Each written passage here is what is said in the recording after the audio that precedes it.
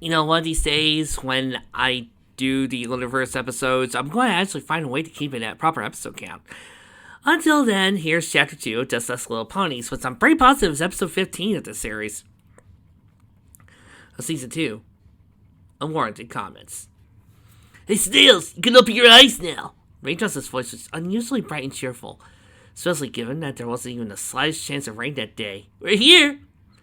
Snails, who had ridden on his sister's back ever since getting off the train, his forehead off his eyes and looked up. In front of them was a big, colorful building that was flanked by statues of bees, ants, grasshoppers, and venomous widowmaker spires. Yay! He screamed, flinging his hose around Raindrop's neck. The Insectarium, it's like a dream come true. Now remember, the Insectarium has 3 rules, said Shirley. Don't hurt the bugs, learn a lot, and have fun. Carrot Top, who had indeed joined the group back at Ponyville train station, laughed. Also, Snails, I expect you to find a few bugs I can use in my carrot garden, okay? Can you use that for me? Snails said, I won't let you down, he promised. I'll find the best bugs in all of Equestria for you. That's my little brother. Raindrops gave Snails another hug. Let's go get a ticket, okay? It took only a few minutes for them to enter the building, at which point Snails' mouth dropped. There are bug exhibits everywhere. Massive mechanical spires that crickets await their legs, controlled by enchantments that Snails found to learn someday. Dust ants were everywhere, sowing foals, bugs, and even letting them touch some of the specimens. The cafeteria promised all kinds of bug-themed snacks, from the Ladybug's Lace wrap to the K-Teed's carrot sandwich. In their back there was a bright red door with the words Bug Playpen, Foals Only on the outside, and a mob of foals trying to push through it. Raindrops, can I go into the playpen? Asked Snails. Please, please, please. Sure. Hooray! Snails gave his sister a big hug. I love you. And you left me. He blinked.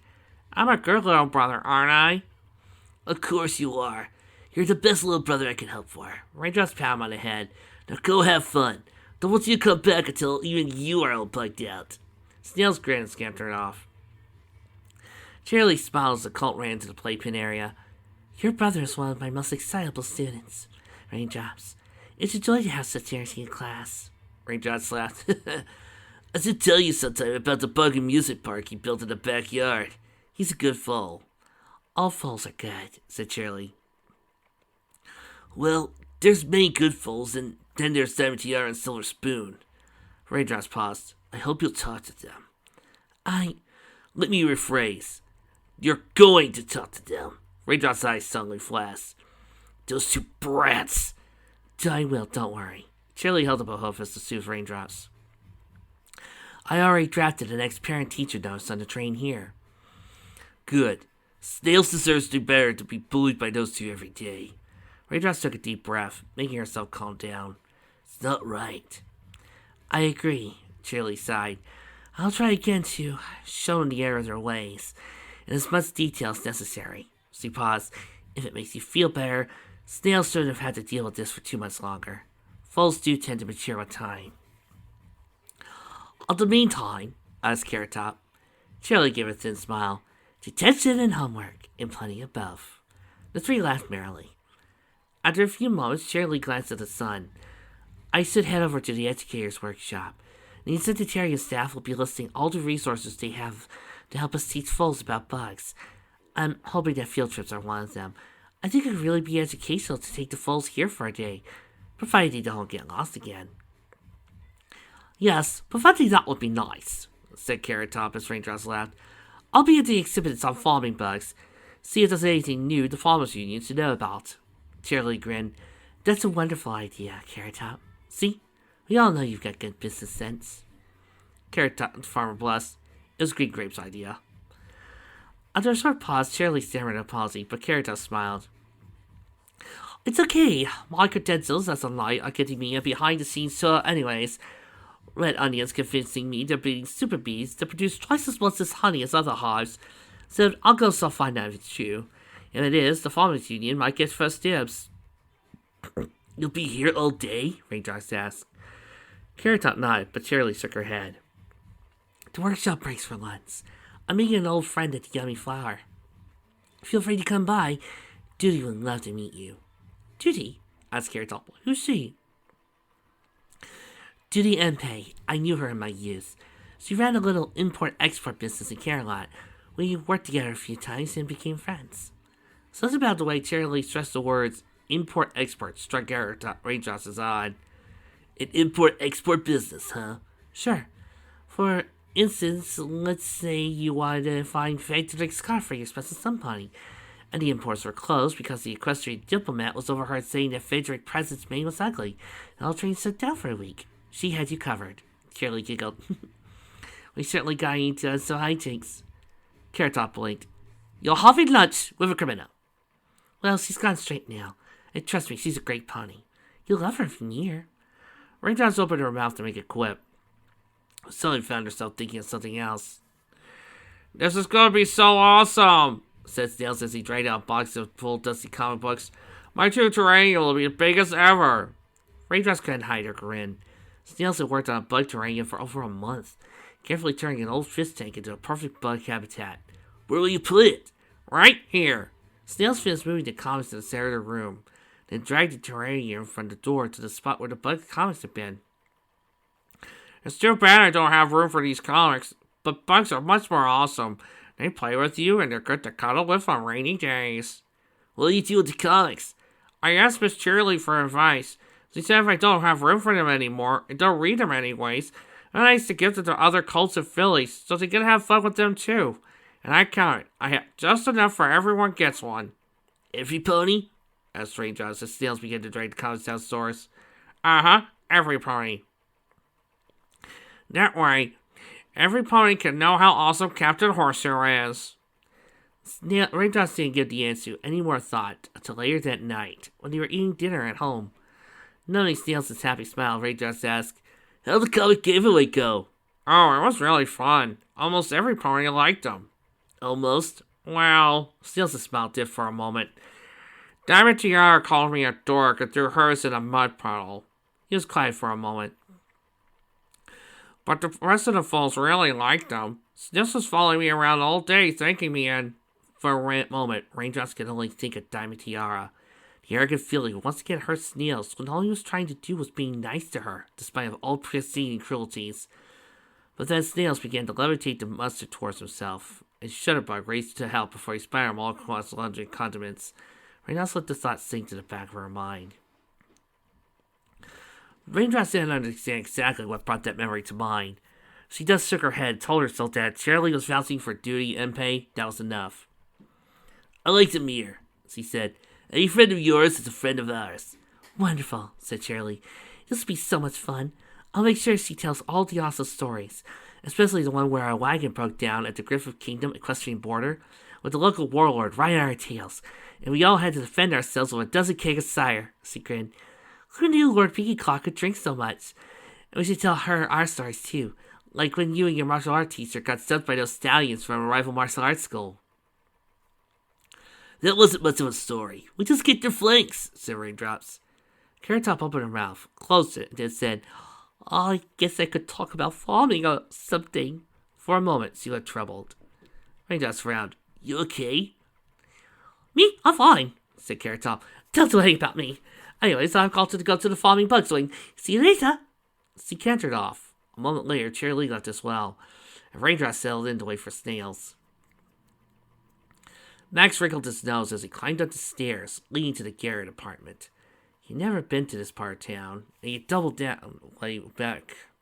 The buildings were old and rusty. The paths were more trash-hewn than the roads by the dark castle.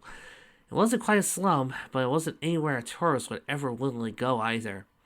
He wondered again where he should go home, but he hated to give up. So after a moment, he made himself climbing the stairs.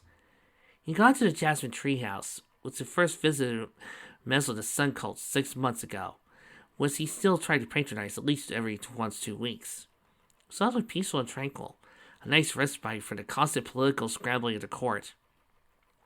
Even though Max was the youngest customer by 30 years, he found it pleasant. He had entered and ordered a cup of tea for the aged proprietor Wolfgang. As usual, that Diamond Dog could brew a mean cup of tea, and sat on the cushion by the old hippogriff and older elk that were always in the middle of a game of chess. He waited for a particular opponent he wanted to meet. one that was often up during the day and willing to give him advice and critique, and the occasional bonk on the head with a cane. But he hadn't been able to wait for long.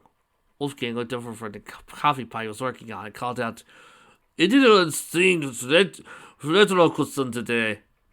"Nope," Alex said, moving a chess piece. "Isn't he here yet?" Wolfgang shook his head. "He doesn't been here all morning. That's not like him. He's here every day, rain or shine." Max looked at the window. It was still a beautiful day. He couldn't see any weather-related reasons why some pony wouldn't make their usual appointment at the treehouse. Maybe he's ill? "Never knew Fluxon to be ill," Anita Griffin said. The members of the tea house had tossed out many theories, none of which Wolfgang seemed to be found persuasive. Finally, he sighed. "Hey, Max, could you do me a favor? I've got a bad feeling about this." Max had risen to his hose.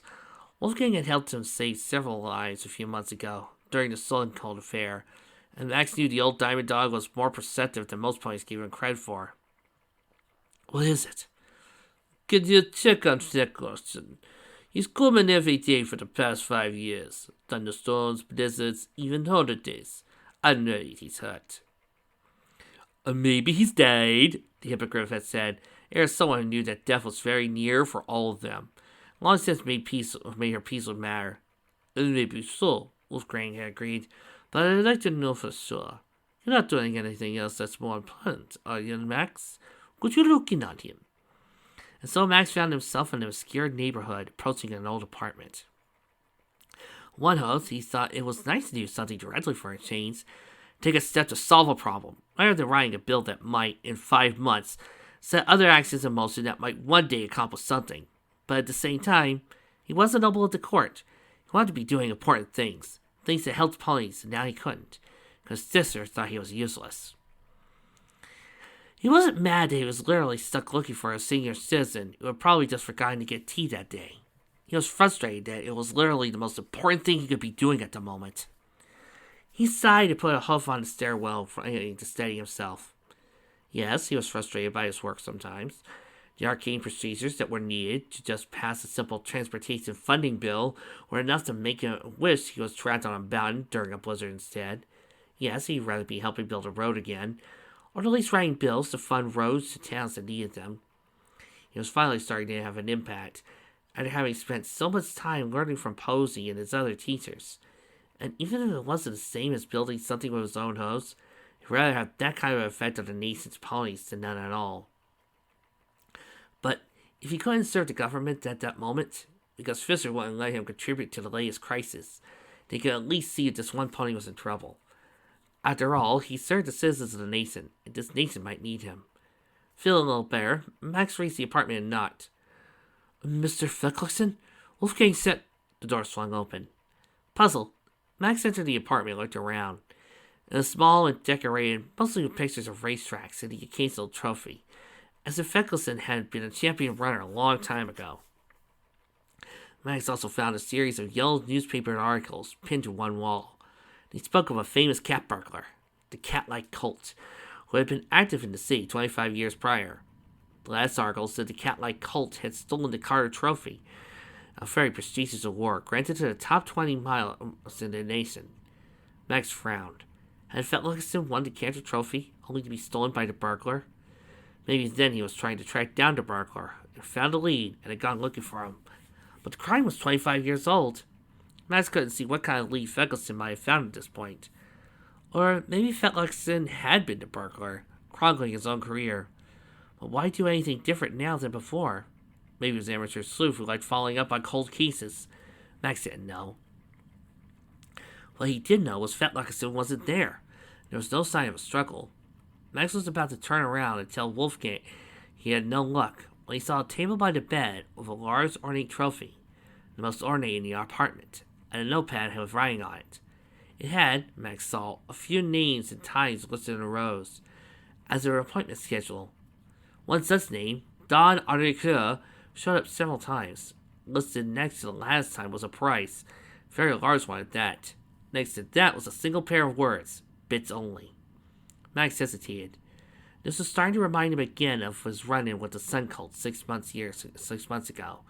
The cult's plot had been foiled by the thinnest of margins. Max himself had come out mostly unscathed. But not every pony had gotten off so easy. Greengrass, for instance, had not lost only his secretary and best friend, but had almost been murdered.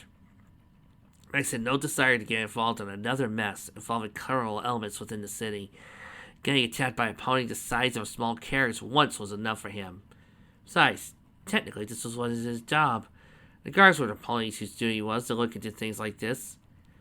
But Feckelson might be in danger, or a danger to others. Max knew he didn't have enough evidence to go to the guards. Especially, he thought, not with most of them deployed hunting down escaped criminals. If there really was a problem here, I figured he might be the only one who could do something about. If he backed out and a tragedy occurred, Max set his eyes for a moment. I'll just go check around our car. I can look up his address in the Hall of Records. Sort of selling Feckelson some runner memorabilia, or maybe they recovered that cancer trophy somehow. Feckelson was probably so eager to get it, he forgot about his tea and locking the door. They're probably fine. He nodded to himself, turned, and left the apartment. Snails looked at the bugs dancing in front of him. I wondered if life could get any better. There were ladybugs that larger than any he could have imagined, and the dozens that let him crawl happily over his coat and tickle him silly. There were beetles and ants that danced in neat little patterns like they were having a bug party. There were fireflies in the dark recesses of the playroom, leaving trails of light in the shapes of flowers, and candy and everything snails liked. There was even a huge beetle, bigger than his biggest pet back home by half. Snails got to it, played with it, and hugged it. Bugs are good, he thought. They're good friends. His early sadness was gone. He trotted back towards Ladybug Land. He knew that he was smiling so brightly it almost hurt. Despite one bad beat, it had been pretty much a perfect day. I'm not even sure, he thought, if it could possibly be better. He rounded a corner and found himself staring at Diamond Tiara, who appeared to be trying to shield herself from dozens of bugs simultaneously. They just stared at each other for a moment. Diamond Tiara not even noticing a few bugs sneaking into her mane. Snails broke out of stupor first. What are you doing here? He demanded. Stop following me! We're not following you, said Silver Spoon, trying up behind Diamond Tiara. She was just as unhappy as a companion. You're following us. No, I'm not. My big sister brought me here and... Wait a minute. Why are you here? You don't like bugs. Snails tilted his head. Diamond Tiara scowled, to force a smile to her face. Our daddies always come to the grand openings. You see, they're very important ponies who are always trying to meet other important ponies. Now they want to import honeybees from here into Ponyville. They let us play here while they wanted to talk to... Oh, I see, said Snails. They dumped you so you could do business stuff with adults. He smiled, happy to figure something out. Ha ha! We weren't dumped anywhere, snapped Diamond Tiara. We're supposed to learn about the bees because our daddies will be... A bug had fallen near Apollo, causing her to jump back at Silver Spoon, knocking them both over. Snails laughed again. Serves you right for being mean to me after that test. Well, I'm here because my big sister loves me and thought she'd give me a treat, he said. See? Totally a good brother. Nuh-uh. Uh-huh, Snails grinned. My sister loves me so much that she thinks I'm the best little brother in the world. I bet you two wish you had a big sister as good as mine is. As if. Your sister. Thinks I'm such a good big brother. She took me all the way to Camelot so I could have fun. Snails was not usually a Melissa's foe, but he saw an opportunity to get a little revenge for the earlier insults. Your dad's probably brought you here because they know you don't know anything about bugs, and they want to make sure you learn. For a moment, Snails thought he saw steam rising from Diamond Tiara's ears.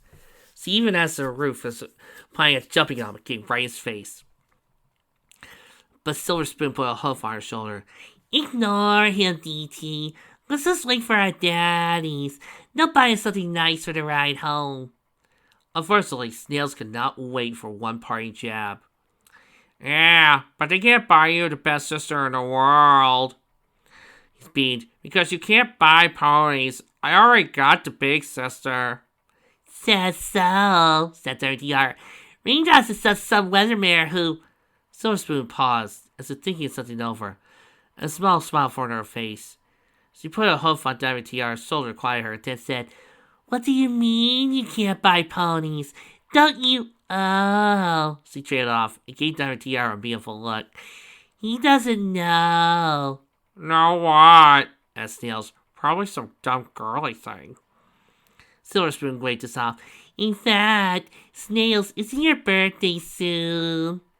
Next week. Why? He blinked. Are you giving me a present?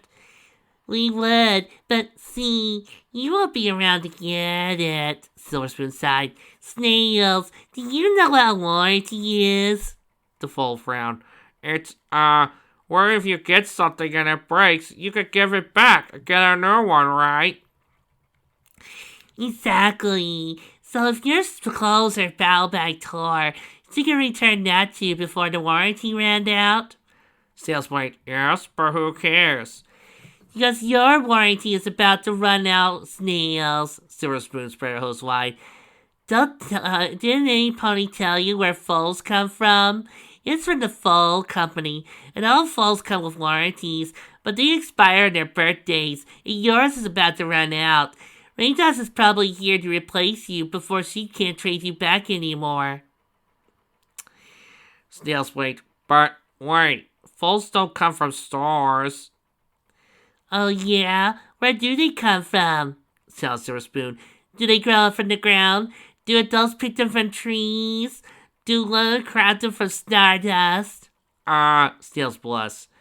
He didn't know where foals came from, despite his best efforts to get him to tell his sister to tell him. Still, the idea he could get them from a store seemed so absurd for some reason. When Mrs. Kate got new foals, she didn't go to a store. She went to a hospital. Okay, I know this is supposed to drum up some drama. And I know this is supposed to, so elicit some tension for the later on plot, because I could see this coming a mile away. But wouldn't it be funnier if, when Silver Spoon starts pulling this off, Snails, who is a entomologist in training,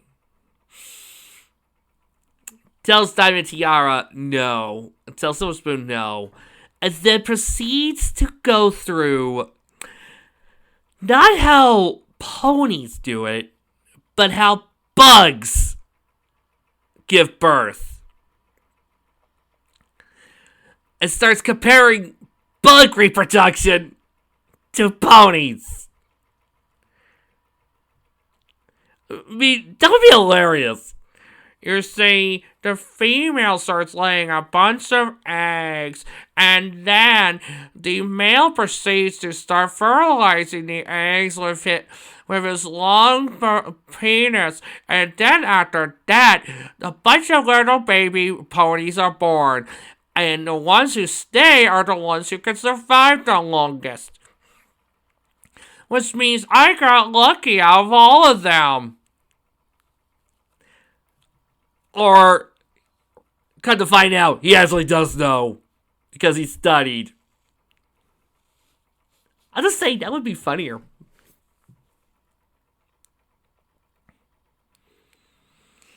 Obviously, the Foal Company has a retail branch in the hospital. Duh. They're just lying again, because they're big meanies, thought Snails. I don't believe you. Prove it. Really? Look over there. Silver Spoon pointed out the window at a boutique across the street, where half a dozen foals dressed in the latest schoolyard fashions were parading around the shop windows.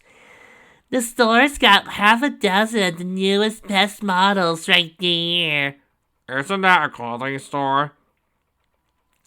Since when do live stores have live models? Said Silver Spoon. That's rarity. Do any of the Ponyville shops? No, that's a foal store. They sell some of the best foal models in the city.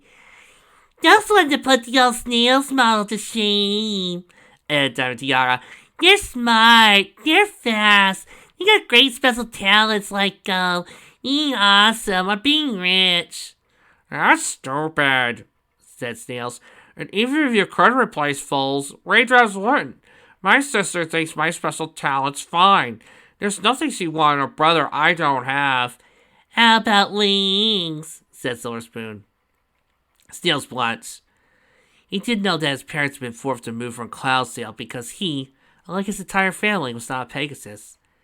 He knew that Raindrops occasionally said she wanted to visit there, but she wouldn't replace me for a foal with wings. How about a handsome smart foal with wings? Asked Diamond Tiara. One with a really good special talent, like making money or persuading other ponies to do what they want. You know, a talent worthy of the brother of the yellow in harmony, not bugs. Hey! Snails told himself his lies, just like before. But it was such an unlikely argument, little thought of it might be true. After all, he thought, could he really come up with a lie like that? And then had Raindrops joked about Miss Cheerilee's expiration date that one time when she didn't know Snails was listening? Sir, she said it was just about Cheerilee trying to find some pony to fall in love with. But what if ponies really did have warranties and sell-by dates and everything else? What if his warranty was almost up? Your sister brought you here so she could give you back to the manufacturer, Silverspoon said. She probably just wanted to give you one last present before returning you. But Snails didn't want to believe it. Had Raindrops taken him all the way to Carolina just so he could have fun? But what if she really did so he could return to him and get a better foal? A Pegasus like Bebop, or a really good magician like Dinky, or even a princess like Lula. She wouldn't. She says every pony has worth. She wouldn't get rid of me. He made himself nod. So there. Snails, if every pony has worth, then it's not special to have worth, right? Diamond Tiara's voice was bright and malicious. If the best thing to say is you're like every pony else. You're not different than any pony else. You're not better than them. But she's a hero, a knight of the realm. She probably wants a special brother. One who doesn't just have worth, but excels. Snails was beginning to cry as the two bullies blasted away at him. But I'm... Excuse me. The foals turned to see a mere adult, a bare yellow unicorn with a warm smile. Is there a problem? If it hadn't been for the iridescent, Snails might have recovered. But being seen as lowest by a friendly pony, a pony probably think he was a dummy like every pony else, was too much. No! He wailed and took off at a dead run. He ran and ran, blasting out the rear exit of the playroom and the back door of the sanitarium. He didn't stop until he left the bullies far behind. He couldn't face any pony at that moment. When Snails came back to himself, he was in an unfamiliar part of the city. It didn't look like a nice neighborhood. He had gunned down the levels of the city whenever he had the chance, unknowingly following a steep path that connected the insectarium, other nearby shops with warehouses on the lowest level of Carolot. Now he couldn't descend any further or find his way back up. Ponies walked by on occasion. Big muscular stallions and mares with a lot of goods to carry, and no time for a little foal. There were any shops or restaurants where he might stop and get his bearings. There weren't even any guards he could ask for help. He sighed, tears falling from his eyes into the dirt. He knew he shouldn't have run, and that, even if Raindrops hadn't been mad before, she'd be furious now. To come all this way so Snails could have fun, he'd gotten sad again, and run off to boot. But he hadn't been able to help it. He knew it was stupid, and bad, and everything else, but he'd run anyway. I'm a terrible pony. A gust of wind blew by him. He caught it with telekinesis and read, Warning! Dangerous criminals escaped. Mantelli Luca, Mario Luca, Sola. He trailed off and skipped ahead. You see these ponies? Contact the guards. Oh, now she'll panic even more and think I got abducted by criminals like Dinky was last year.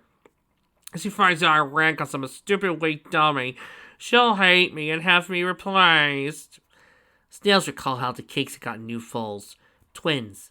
And the twins had little tags that stuck out the backs of their coats when Snails stopped by to see them. The cakes had said the tags were for the coat company. But what if they were there for the fell company? Well, the cakes just ordered two foals, gotten them, and could return them at any time if the foals had disappointed them. What if Raindrops did the same? He knew that his thoughts were cruel towards his sister, only made him feel more worthless. so he slumped down. I don't even know how I get back. After a few moments of standing immobile, he noticed a bug near his muzzle. It was a strange bug, one he read about and hadn't seen.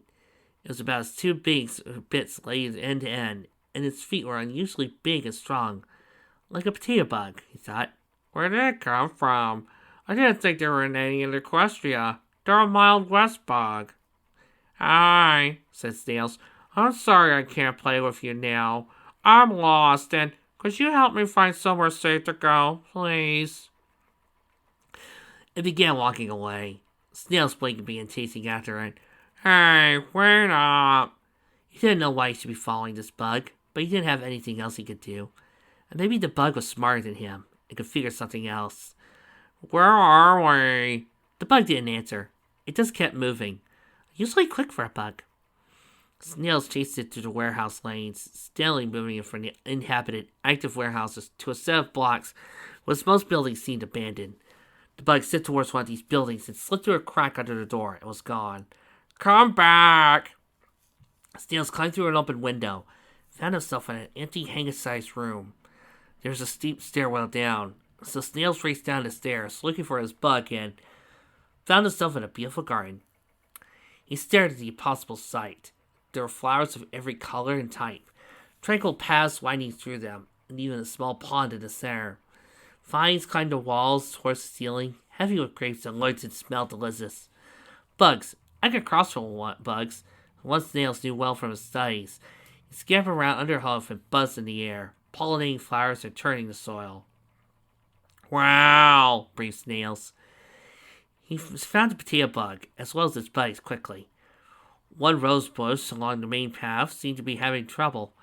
A few branches of roses in the middle had died. Snails knew little of gardening, but could guess that, if untreated, the dead parts of the plant could kill the remainder. Furthermore, the dead branches and rose were heavy in the heart of the bush, where no plant could reach without chopping it and killing the still living roses on the outside. But potato bugs ate dead plant matter, and Snails saw them racing around the innermost dead branches, where some gardener had probably placed them.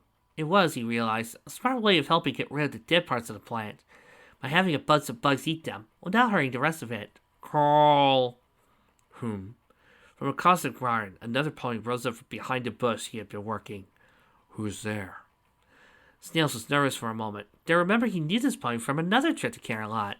Hi, dear Greengrass. Greengrass looked at Snails, the younger brother of one of the angriest knights of the realm. He looked at the tears still glistening on Nicole's face. He looked in vain for some adult or other form of supervision.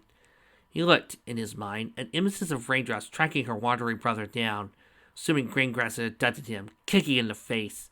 He thought it was fortunate that it was going to be a rather bad day. But he was Greengrass, Duke of Canadia. It was not the kind of pony to let that possibility of a bad day get him down. So he bowed deeply. Why, hello, Snails, and welcome to my humble abode.